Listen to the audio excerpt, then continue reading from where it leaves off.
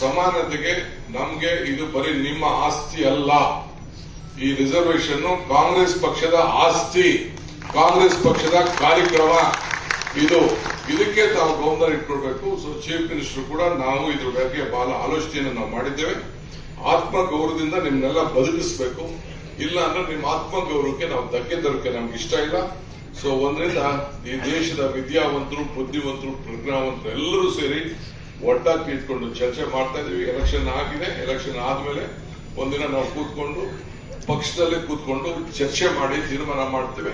ಎಲ್ಲರದ್ದು ವಿಶ್ವಾಸಕ್ಕೆ ಹಿಂದೆ ನಾವೇನು ಇದರಲ್ಲಿ ಪರಮೇಶ್ವರ್ ಅವರ ಮುಖಂಡತ್ವದಲ್ಲಿ ನಾವೇನು ತೀರ್ಮಾನ ಮಾಡಿದ್ದೋ ಚಿತ್ರದುರ್ಗದಲ್ಲಿ, ಅದೇ ದಾಟಿಲಿ ಪಕ್ಷ ತೀರ್ಮಾನ ಮಾಡ್ತದೆ. ಇದು ಪಕ್ಷದ ಆಸ್ತಿ ಅನ್ನೋದು ತಾವೆಲ್ಲ ಗಮನದಲ್ಲಿಟ್ಕೊಂಡು ನಾವು ಎಲ್ಲರನ್ನೂ ಕೂಡ ಸಮಾನತೆಯಿಂದ ನೋಡಬೇಕಾದ ನಮ್ಮ ಧರ್ಮ.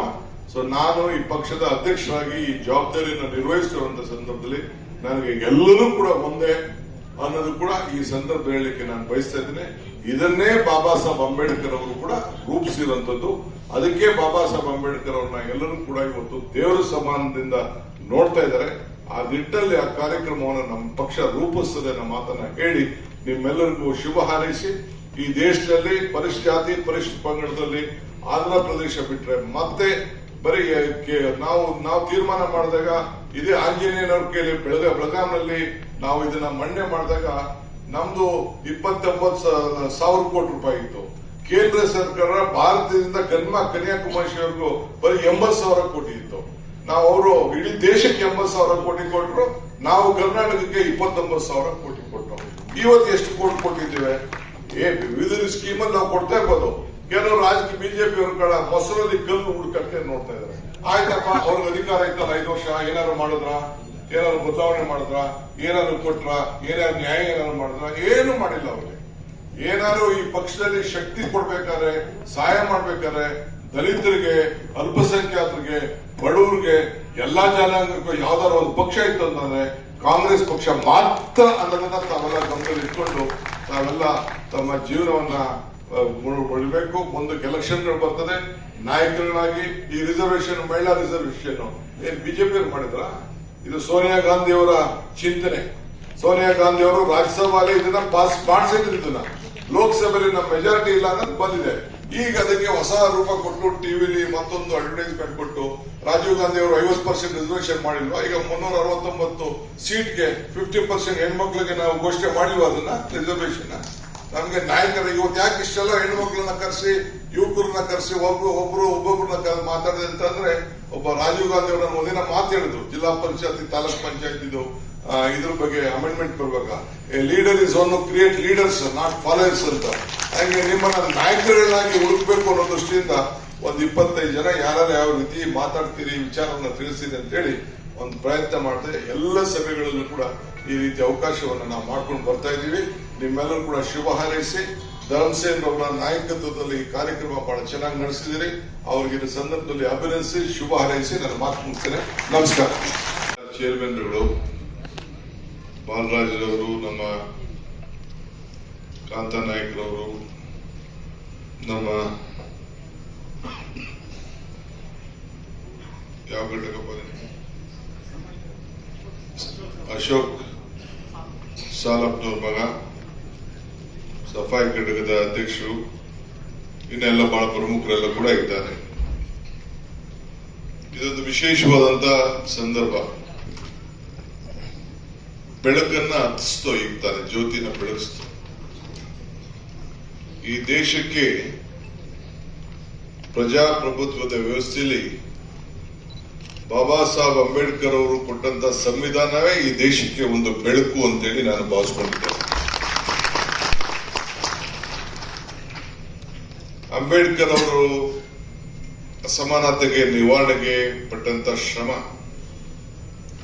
ಭೇದ ಭಾವವನ್ನ ಹೋಗಲಾಡಿಸಿ ಕಾಂಗ್ರೆಸ್ ಪಕ್ಷ ಅವರಿಗೆ ಜವಾಬ್ದಾರಿಯನ್ನು ಕೊಟ್ಟು,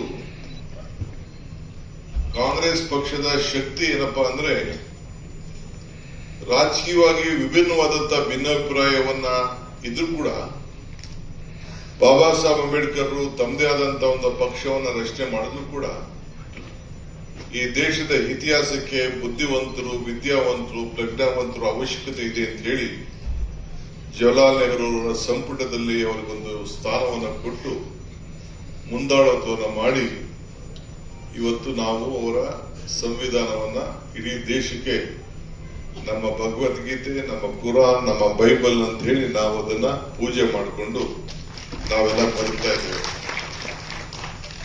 ವಿದ್ಯಾವಂತರಾಗಿರಿ, ಸಂಘಟರಾಗಿರಿ, ಹೋರಾಟವನ್ನು ಮಾಡಿ ಎಂದು ಕರೆಯನ್ನ ನೀಡಿದ ಮಾತ್ರ ಅಲ್ಲ. ಪ್ರಜಾಪ್ರಭುತ್ವ ಅಂದ್ರೆ ಸರ್ವ ಜನಾಂಗವನ್ನ ಒಗ್ಗೂಡಿಸಿ ಬಾಳುವಂತ ಒಂದು ಪ್ರತಿಷ್ಠವಾದಂತ ವಿಚಾರ ಅಂತ ಹೇಳಿ ಎಲ್ಲ ಧರ್ಮಗಳು, ಎಲ್ಲ ಜಾತಿಗಳು ಕೂಡ ಸಮಾನತೆಯನ್ನ ಮೂಡಿಸುತ್ತಾ ಈ ಒಂದು ಸಂವಿಧಾನ ಏನಿದೆಯಲ್ಲ, ಇಡೀ ದೇಶನೇ ನಮ್ಮ ಸಂವಿಧಾನವನ್ನ ಒಪ್ಪಿರುವಂತದ್ದು ನಾವೆಲ್ಲ ನೋಡಿದ್ದೇವೆ.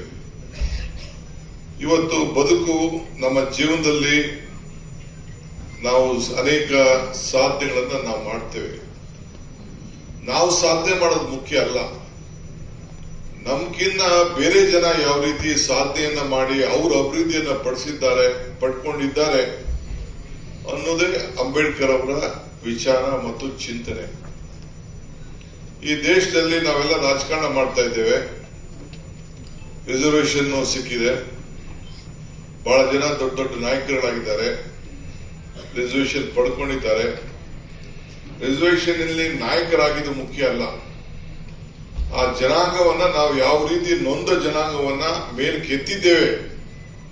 ನಮಗೆ ಕೊಟ್ಟಂತ ಈ ಅವಕಾಶವನ್ನ, ಈ ರಿಸರ್ವೇಶನ್ ಇಂದ ನಾಯಕರಾಗಿದ್ದಕ್ಕೆ ನಮ್ಮನ್ನ ನಮ್ಮಿಂದ ಈ ಸಮಾಜಕ್ಕೆ ನಾವು ಎಷ್ಟು ಮಟ್ಟಕ್ಕೆ ನಮ್ಮಿಂದ ಅನುಕೂಲವನ್ನ ಮಾಡಿಕೊಟ್ಟಿದ್ದೇವೆ ಅನ್ನೋದು ನಮಗೆ ಬಹಳ ಮುಖ್ಯ. ಆ ದೃಷ್ಟಿಯಲ್ಲೇ ಇವತ್ತು ನಮ್ಮ ಕೆಲಸ ಇವತ್ತು ನಡೀತಾ ಇದೆ. ನಮ್ಮಿಂದ ಎಷ್ಟು ಜನ ಸುಖಿಗಳಾಗಿದ್ದಾರೆ, ಶಾಂತಿಯಿಂದ ಬದುಕ್ತಾ ಇದ್ದಾರೆ, ಸಂತಸದಿಂದ ಇದ್ದಾರೆ. ಹೆಚ್ಚಿನ ವಿಡಿಯೋಗಳಿಗೆ ಪ್ರತಿಧ್ವನಿ ಯೂಟ್ಯೂಬ್ ಚಾನೆಲ್ ಸಬ್ಸ್ಕ್ರೈಬ್ ಮಾಡಿ, ಬೆಲ್ ಐಕಾನ್ ಕ್ಲಿಕ್ ಮಾಡಿ.